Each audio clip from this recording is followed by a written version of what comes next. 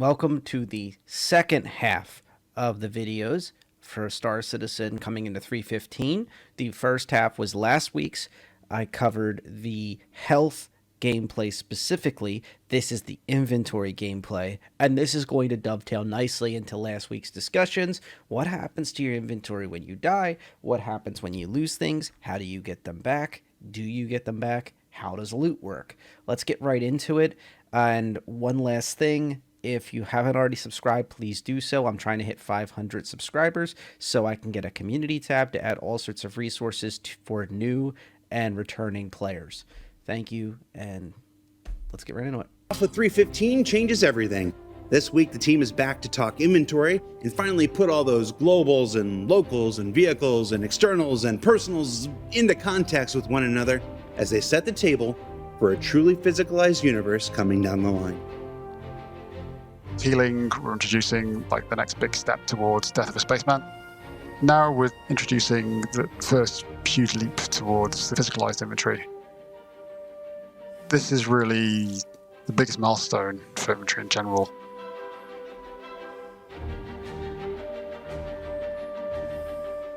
The move towards physicalized inventory is really an attempt to make players think and make choices.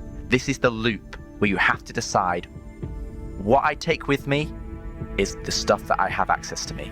And those choices should be reflecting players' gameplay choices, their styles. The iterative manner will mean that you get emergent roles in the groups, people bringing all the healing with them because the other guys around them have all the ammo. I just wanted to mention that this is the paper doll mechanics that Chris Roberts spoke about during the most recent Chris and Sandy interview. And this is the realization that they explained that the Moby-Glass system was not perfect. It was not meant to be a full-on inventory. They were never quite happy with it. And you can clearly see how this inventory system works. A lot like other games' inventories, or a proper version of what Arma attempted to have as their inventory system. And we note that they have that inventory that is localized to the station and localized to the backpack and localized to your armor set. That kind of thing. So that there are so many different aspects involved in restricting things that encourage communication and cooperation, that change the way that you play the game and ultimately drastically impact the experience. So if you've played Star Citizen, and I hope you have, then you'll be familiar with the global inventory. You're able to access anything you want at any location. You could be carrying a whale in your backpack, and we don't want that. That is being nuked with prejudice. So from now on, you won't have access to the PMA. You will still have access to the VMA for all of your ships and your ship items and equipment, but anything related to your character will be in the local inventory. Local inventory is the largest space that you have access to. It's not infinite, but it will be the largest space that you have access to. And that is tied to what you'd imagine the location that you're in. So let's take, for example, Port Olisar. Whilst I'm on the station, I can access Port Olisar and everything that I've stored within the location inventory. As soon as I leave the station and fly off, I can no longer access those items. So when you open up your inventory, you'll be able to just press I or go through it the person in a thought and open up your inventory, and you'll see, okay, there's all of the gear on my character, and then you'll have another kind of window on the other side which will show all of your local inventory. That's going to make you consider, what am I going to take with me from this location? It's also introducing the concept. By the way, I just noticed that Paramed med device, I think they've renamed the Cure Life medical gun, unless it's yet another type of device, or that was the working title. That Paramed med device instead of the Cure Life medical gun. And you can see that the size of it is like the size of a hand weapon, not the size of like an SMG or a rifle that would be much larger that you'd have to mount on your back. You can see that it clearly can be mounted to your side points, and I'm not sure if these are utility points or these are, you have to choose a sidearm or choose this type of Paramed med device, but this would be your tier 2 healing device. As I understand it, that would be more powerful than the tier 1 medical hand healing device that would be your multi-tool with the healing attachment. Of, oh, I want certain things in these locations, so I now have to move them there. I have to physically go there to put them in those locations.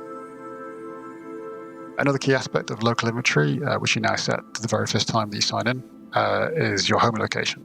That home residence has two purposes. One, it becomes your regeneration point, your default regeneration point, whether the hospital or the nearest hospital nearby. And the other thing is that it becomes your default home location for all of your gear, equipment, subscriber flares, vehicles, everything that you own will be deposited at this location. So we've touched on the largest scale inventory that we have, the location inventory. The next one down is a vehicle inventory.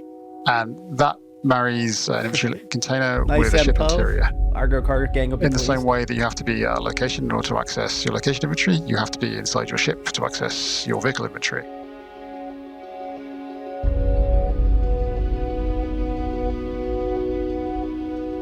Larger ships will have more inventory and smaller ships will have less inventory.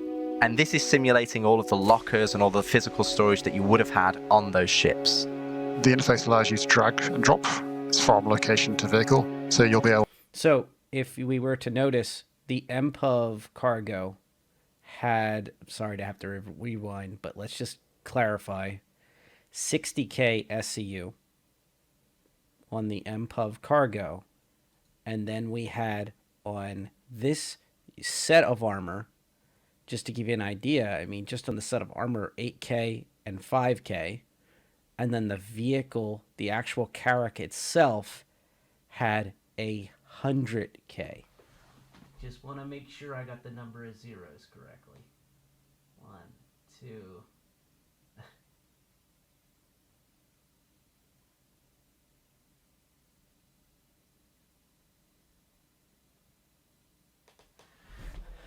I may be misreading that, but it says 10k. I've got to be misreading that. They just got done saying that bigger ships have more space. I only see...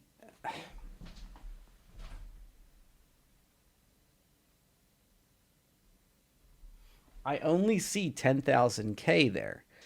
Let me just double check the MPOV one more time. And the Argo MPOV cargo has 60K. Okay, all right. So I'm feeling a little better. I thought when I read it the first time, I thought it only had 100K basically when I did the math in my head, like RuneScape GP style. But okay, so it has significantly more storage space than, for example, a tiny little MPOV cargo. So they're showing you a literal one of the smallest ships in the game compared to a quasi capital that's designed to be utility based ship. Then it's just long range. So you have two significantly different sizes of storage space. Also, you have a multi-crew ship like the Carrack. So do bear in mind that you're going to have to share that storage space with your crewmates. And it's suddenly going to become very important how you use that space. The next inventory scale down is external inventory. And that's any inventory container that you interact with that's basically in a box. It can be on a ship, or it can be a crate out in the world, or it can be a loot box. It can be anything. It could even be the corpses that you leave. The hell? When you kill someone, the amount of flesh and bones that they leave behind is something you can interact with and start rummaging around inside. It's an interface that allows you to drag off armor, weapons, etc.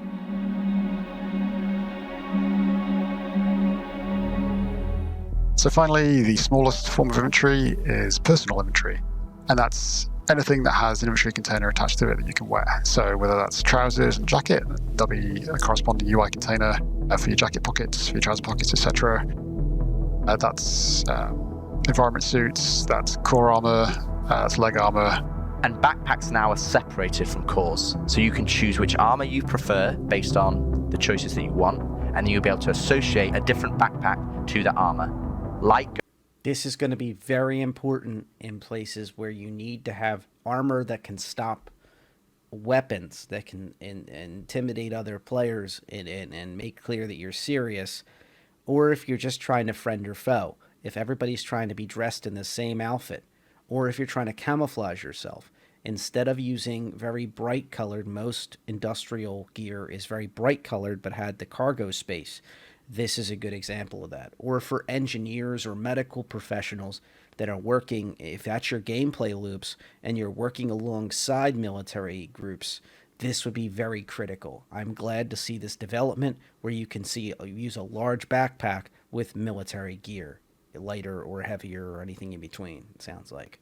Goes with light, medium can have medium and light, and heavy can have heavy, medium, and light. So there you go. If you have heavy armor, you can use the heavier backpacks. And below, medium goes with light, and medium. Light has to use only light. So that's their balancing mechanic right there.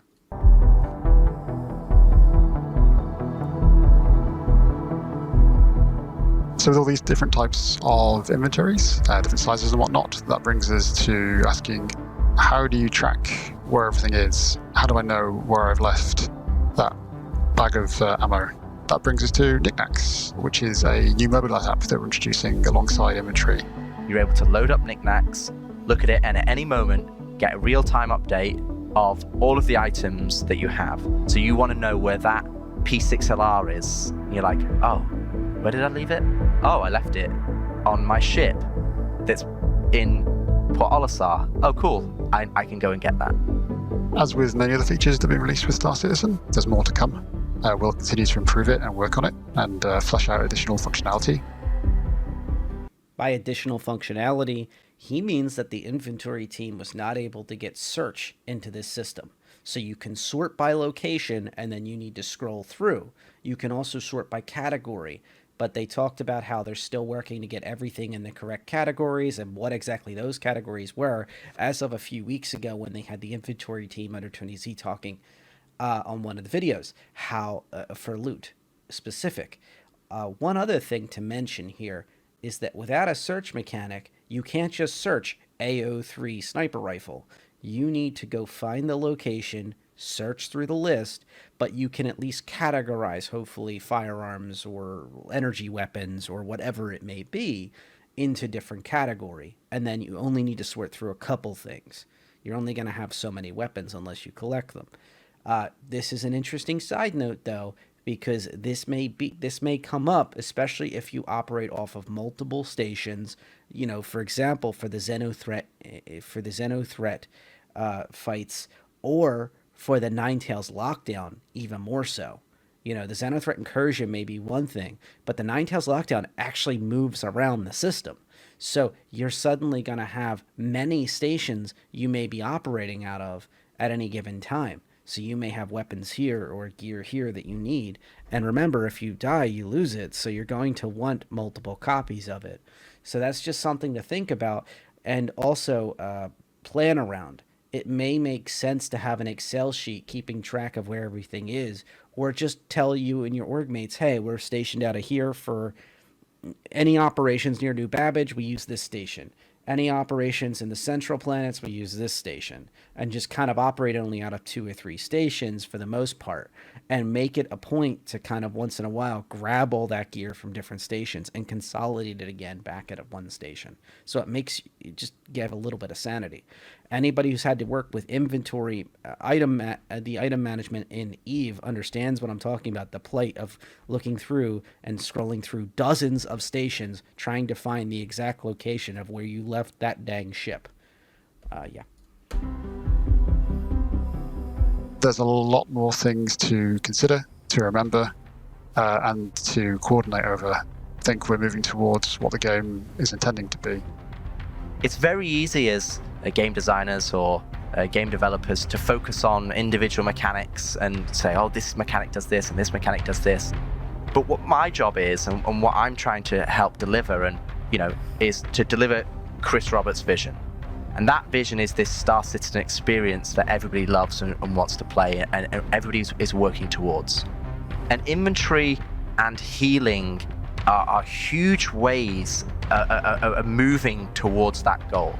And the biggest thing that you'll notice is that they're going to change how you play the game. So what did we learn this week? Rich Tyrer just announced last week in the health version of this, which it might have even been recorded at the same time. They might have recorded that ahead of time when they still had him, because he was sitting in the same location and speaking about the same topics.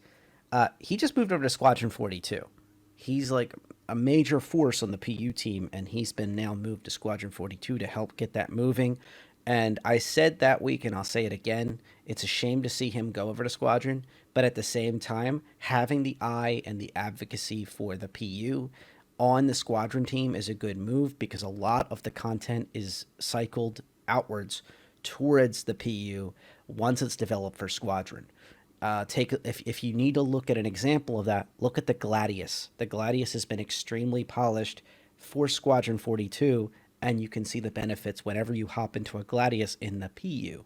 And then that was used as a model for all the other ships that may or may not be used in Squadron, but are definitely used in the PU, having better HUDs, better switches, where everything is realized inside the cockpit, and all the different modules are realized, storage for firearms and utility tools.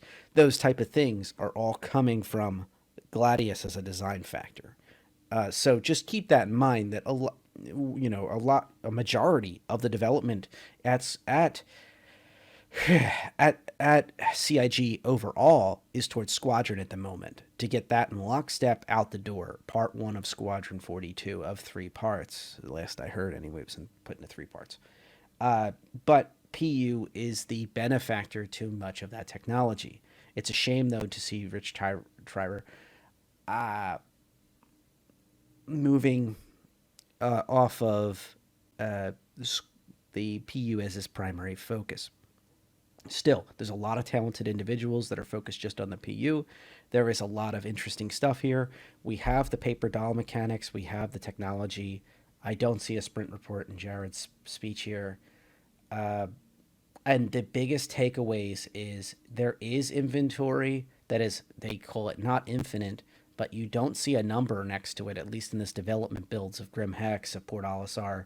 However, I would love to see, will these larger stations have massive capacity, or will they cramp you down and go, look, we're a station, there's only so much space for everyone's storage needs, and therefore planetary landing zones have more value because they have nearly infinite storage compared to even the largest stations.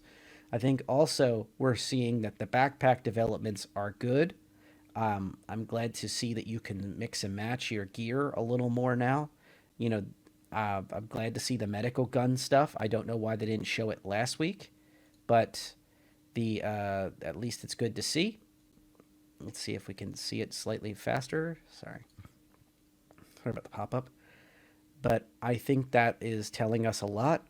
The description is the Medgun 01, and you can even see that it tells you how many of these mini SCUs that it occupies, the Paramed medical device, and you can see the size of it. This is going to be a critical item for many players. I think especially for team players or for solo players, I mean, it goes without saying, it's almost ubiquitous that somebody's going to need one of these things, both for themselves and for their org mates. So once again, it's an example of, we're going to start seeing specializations. People wearing one of these on their leg will tell you something about that person, and people who don't, it will tell you something about them, what type of roles and what type of gameplay loops they take part in. Very interesting stuff. I also like this paper doll mechanic where you can move these things around. I like the new inventory box system. I like that it shows you a percentage as well as the raw capacity, so you get an idea, and at a glance you can quickly kind of get yourself together and figure out what you need. And I even like the highlighting system on the body. I will say that, where was it? The ship sizes are going to need to be ironed out a little bit. So when we look at this and we talk about ship sizing, God dang it, was it really that early in the video? I saw a tab system where they switch from personal tab, there's the old equipment manager, from the personal tab to the ship tab on the left side of your screen. And let me find it. Okay, it was a lot later in the video than I thought. Apologize for that.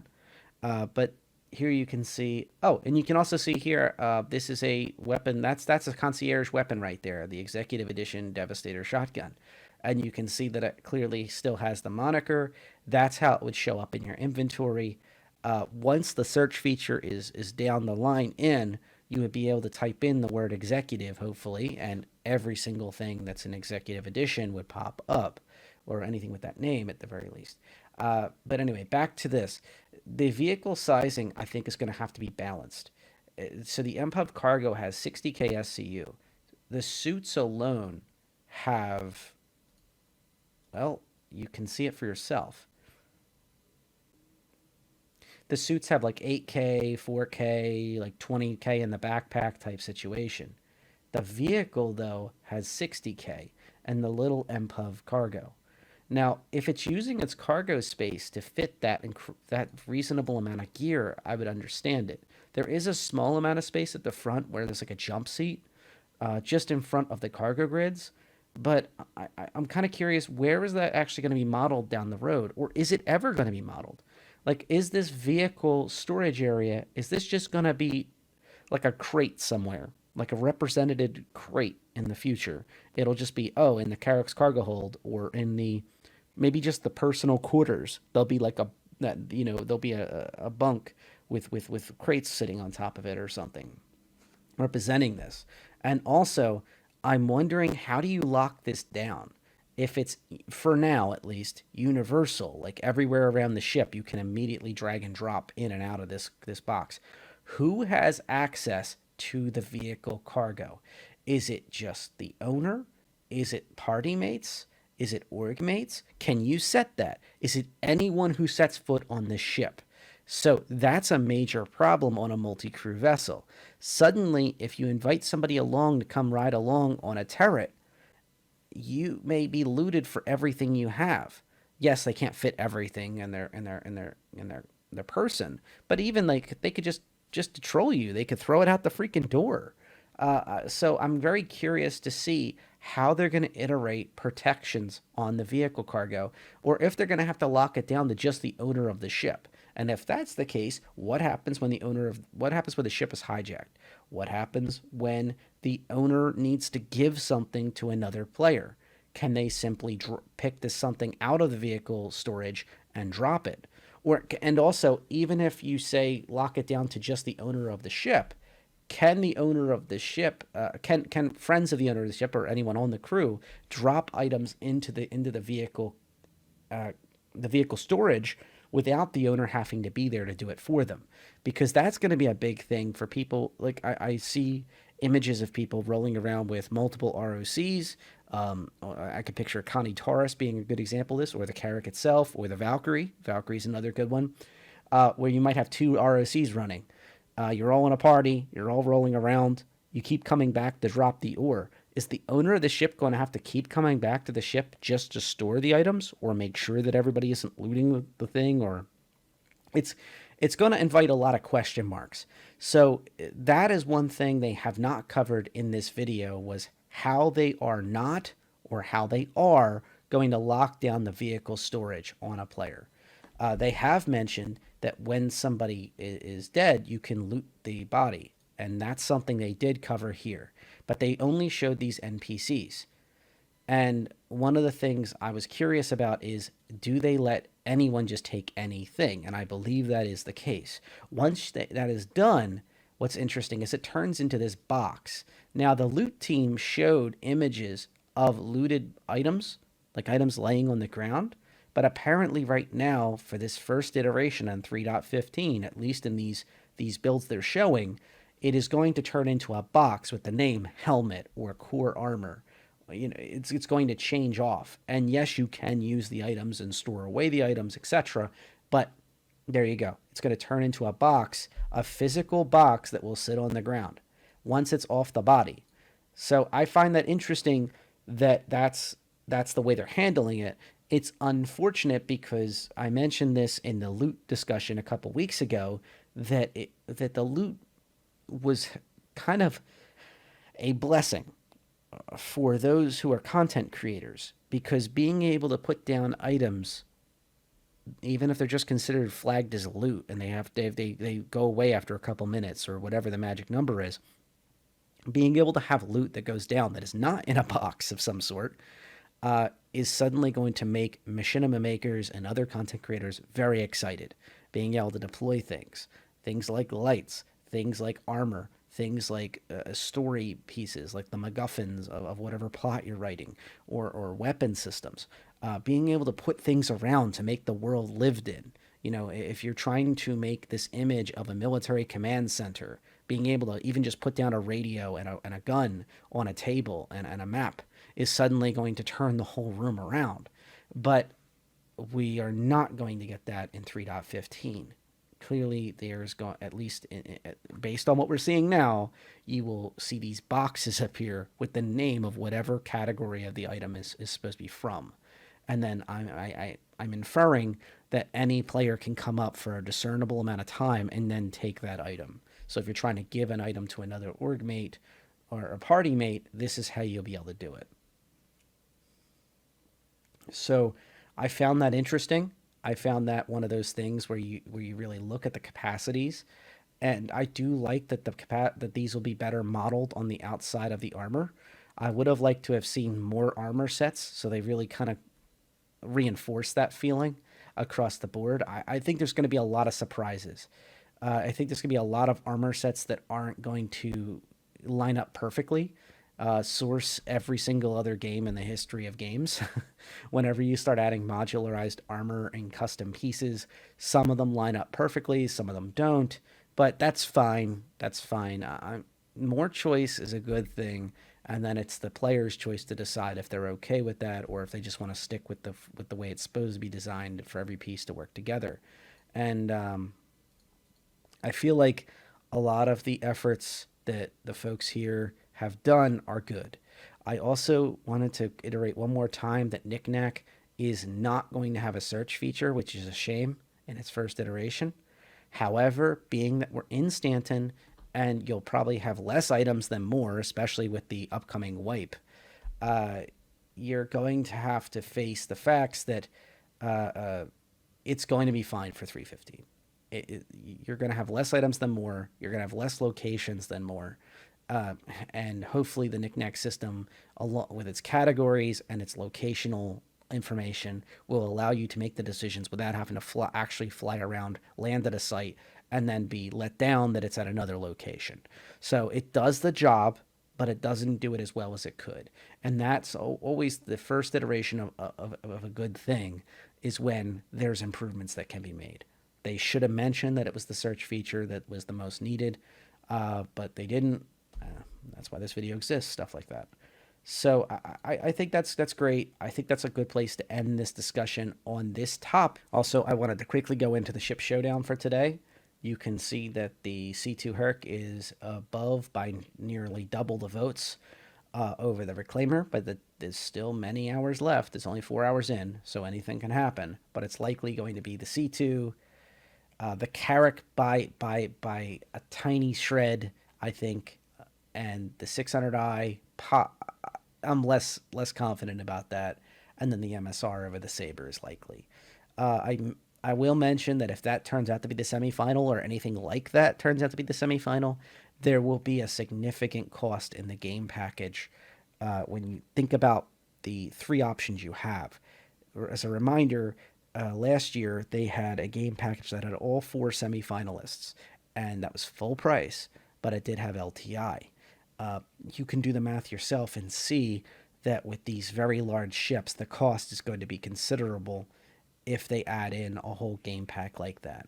Your other option is buying the ships just outright when they hit the semifinal. At least as of last year, they had 120-month insurance with the paint, and then that would be transferable with the paint, but it has those limitations, as I discussed in the last video, of if you transfer it, the paint goes with it, and if you need to CCU it, you need a special CCU where it's the best in show variant to the new ship instead of just a regular ship to ship.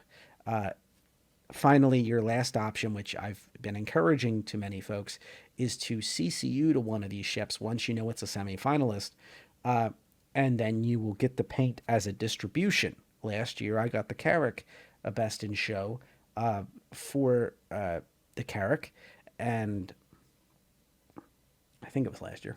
But anyway, I got the Carrack for the distro, and it was a thing that was on its own. I couldn't transfer it to anyone else if I wanted to gift it to an org mate or whatever else. But if I was to, say, upgrade the Carrack, or if I wanted to even put the Carrack in buyback, or if I wanted to transfer the Carrack to someone else or CCU the Carrack, I would not have any special limitations on my Best in Show ship. The only caveat to that is if it's a referral ship, or if it's like for example the Drake Dragonfly a lot of people have right now with LTI. Remember, you cannot gift that ship to anyone, so that would be the only limitation of that. So you would get the ship with LTI and then get the paint as a gift as well. So the paint for the Best in Show is going to be beautiful this year. It's going to be most likely the colors of Orison. Almost every single concept has at least some hint of the Orison colors. So if you're thinking that, and it might be a double Crusader year with an MSR and a C2 in the semis, this year would be a very exciting year for one of those ships to be in your collection. And don't forget, you can always use these ships of any kind as a stepping stone to other ships and keep the paint through CCUing to them. So that's all I have to say about that topic. Now, as for this year, I got to give a lot of credit to the Argo Cargo crew. You folks put up a hell of a fight, and you're not done yet. You may edge out the Carrack. It's going to be close, regardless of how it goes. Both are strong candidates. And the only reason I'm even suggesting the Carrack's going to beat them is because the Carrack is just so dang strong. If this was MPUF Cargo versus the 600i or the Tally, I don't think I would be saying that it would be edged out by anyone. It's in a strong field. And to beat the Max handily, it's going to have a hard time against the Carrack, though. Old hype versus new hype. Very exciting stuff. Let me highlight my votes real quick and just mention I missed the Gladius Saber vote. If I would have been involved, I would have voted for the Saber. Today I voted for the C2. Very exciting stuff. So that does it for this. So let's get right into the main topic I think everyone is on edge about for 315, and that was the announced wipe. Now, for an important topic like this, I zoomed it in, so if you happen to be at work, at school, if you're just out on vacation, whatever you're doing, you can still see it if you're on a mobile device. So yesterday, Jake Acapella basically dropped a huge, a Moab from an A2 basically on the community and announced that we fixed the missing AUEC bug and folks have got their wallets back. Oh, by the way, we're going to wipe the entire servers. So it's an interesting way to put it together, but that's basically what he did. So Jake went into this, that he talked about that it has been a long time, almost a year and a half, 18 months, since the last full wipe. And this will be a long-term persistence, wipe starting forward at 3.15. And then, the only backtracking they did, was right here. They're going to go, all three pillars of data. So reputation is going to be completely wiped. You've got your wallet that will be completely wiped, and items. And then to confirm items down here, they posted that to confirm wiping included ships. So I just, correct. Ships are included in the items portion of the LTP, as in the long-term persistence. So, and they did not edit this up here to put in, oh, by the way, this includes ships. So if you missed that little comment down there, or you missed these type of videos from different creators, it would be very upsetting to log into 3.15 and be like, where are the ships I've purchased with UEC? So if you're planning to grind out that 890 jump or that Carrack or something other incredible ship to future safe your wallet, stop now. Just enjoy the game while you can. We're already hearing pangs of Evo and PTU shortly after that, of course, in late October. That was the hints we're hearing. Uh, that's from multiple sources that I am not saying are leaked. Some of those sources, for example, were accidental posts on social media by CIG. I'm not going to link them. They've taken them down since, so they're unofficial now. But just understand that their goal was October 22nd to start seeing the testing of 3.15 in PTU. So that is very interesting to me. And it probably is not the case now. I think especially as we get closer and closer to October 9, where Digital Citizen Con is, but we'll certainly be more enlightened in Digital Citizen Con topics coming into next week and finally in October 9 itself, giving us a full rundown of what 315 is going to look like and the timing around it. So we'll see how it goes. However, right now, this minute, everything is going to be wiped that is not on the servers from your website. So when you log in to RSI's website, if you go into your My Hangar, anything in there is safe, and you'll have it when you log in to 3.15. The only other thing you may see is they mentioned possibly giving AUEC bonuses to those who grinded up the reputation with the CDF forces during the Xenothreat testing phase. So if you played those and you are staring at a set of armor sitting in your hangar right now, or any of those pieces, you'll probably have a small bonus. Also, keep in mind that you'll already have some UEC from your game package. It already includes it. But that's what you're starting with. And of course, the ships you have on the game. I and I suspect many others are going to be organizing groups as soon as 315 goes live to help people get back on their feet. And I'll probably be lending out ships a lot, hint, hint. So stay tuned for that and be sure to add me in game. Same name as here, but no space. So that's kind of where my head's at right now, is that we're going to kind of have to band together, and this is going to be, for most players, a short-term culture shock. Longer term, I think we'll be fine. We'll see this through like many of the other changes. And I do not foresee another wipe for many, many months after that, if not years, like this one. Alpha is alpha, but I just don't see it. If they keep doing these, especially with the changes that they're localizing the inventories and changing a lot of things, I think they're gonna anger a lot of the player base. I think this one was necessary for a couple reasons. This is speculation now, but the number one reason I believe is because people that had an immense amount of resources, in particular items, we're probably going to make this system give it a run for its money. When you have everything localized and tracked on their side, and people have tens of thousands of items starting from the gate, from day one, I think there'd be too much problems. So even if you think about people with huge game packages or huge collections of ships, there's only so many items they have in game, if you really think about it. Even the person that's the most collector of collectors with subscriber stuff may have a couple hundred items at most. Even somebody who trades these things, I don't see it. So I can't help but think in the background, that's probably one of the reasons for the wipe. I think it also makes it easier for them if they had to retest things. Like, for example, that med gun and other things like that, being able to label them and put them in the correct categories.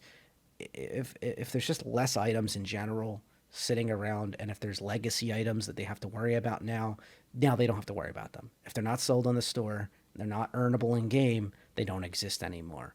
So all those legacy items, there's probably thousands of legacy items over the years, they're all gone.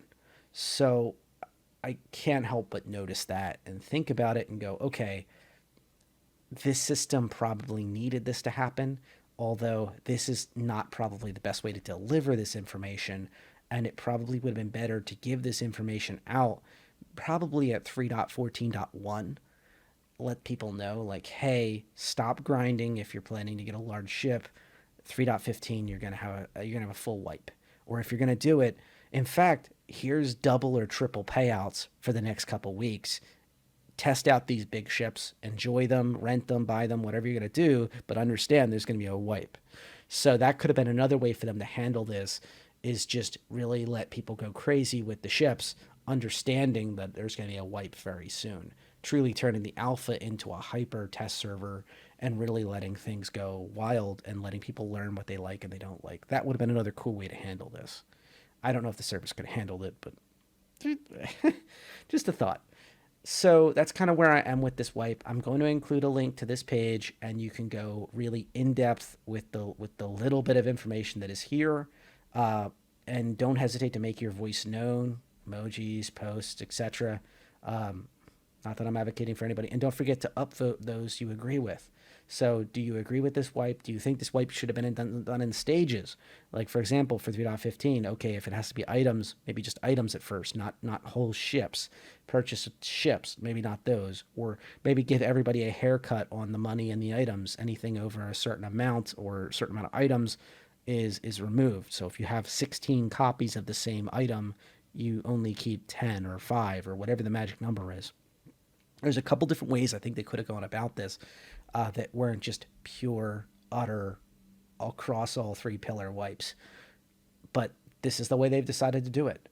And that's how it is.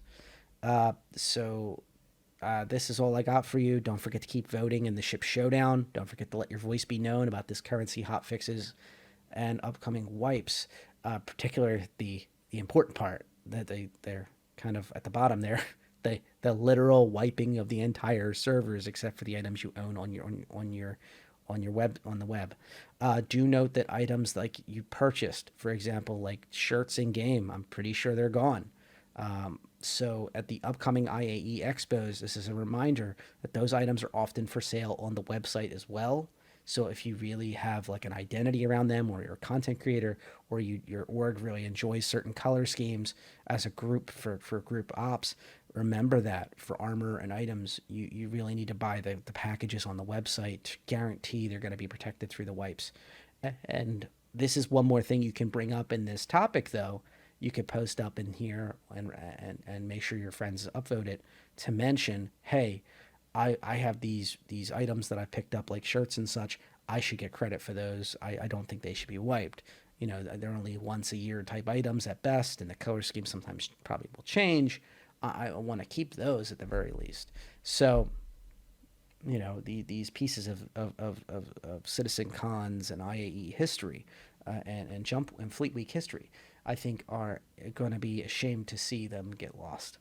So that's just some thoughts I have. I'm sure there's many other implications to come, and please stay tuned on those topics. And once again, be sure to subscribe if you feel so inclined. It's greatly appreciated. It helps the channel.